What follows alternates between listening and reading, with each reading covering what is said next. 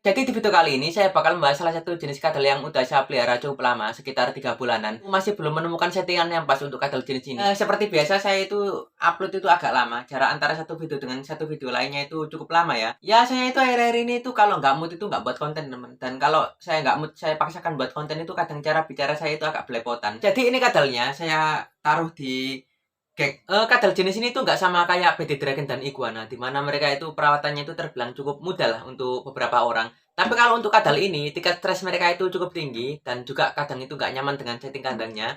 Dan juga kadal jenis ini tuh entah kenapa rewel banget masalah makan. Padahal kadal jenis ini tuh omnivora, dia itu pemakan segala di alamnya. Kita akan ambil.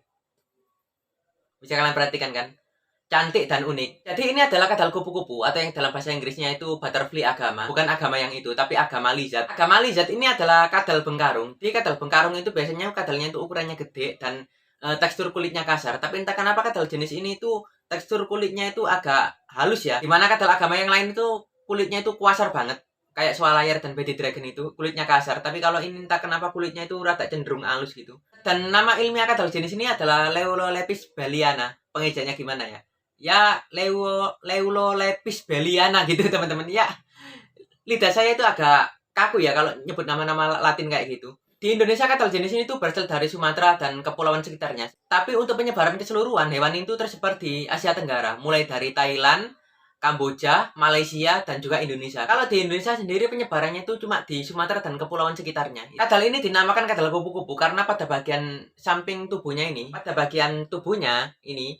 pada samping perutnya ini ada sedikit kulit yang menggelambir. Motif pada samping perut dari kadal ini tuh sama kayak sayap pada kupu-kupu. Jadi itu sebabnya kenapa kadal ini tuh dinamakan kadal kupu-kupu atau butterfly agama. Kenapa kadal jenis ini tuh memiliki warna perut bagian bawah yang mencolok kayak gini? Ini berfungsi supaya saat musim kawin untuk menarik perhatian si betina.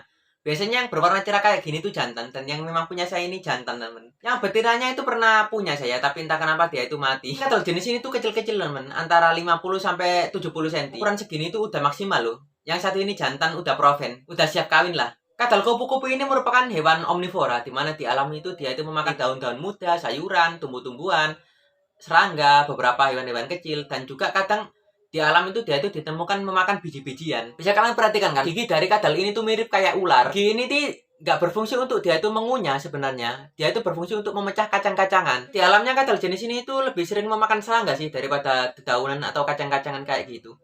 Dan bahkan ya paling sering ditemukan ya makan buah-buahan. Bisa kalian perhatikan kan, warna tubuhnya itu cantik banget.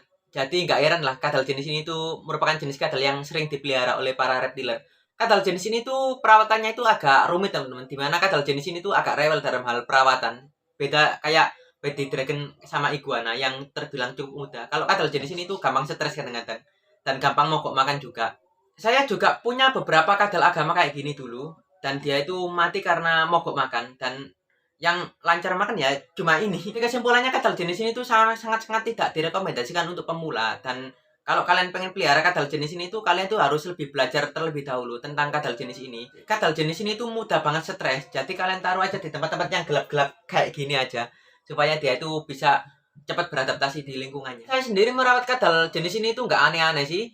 Biasanya saya itu menjemur kadal ini tuh jam 6 sampai jam 9 pagi. Kalau saya lagi kerja pagi itu kadang saya jemur sore hari dari jam 2 sampai jam 4 sore. Dan untuk setting kandang sendiri saya gunakan itu gag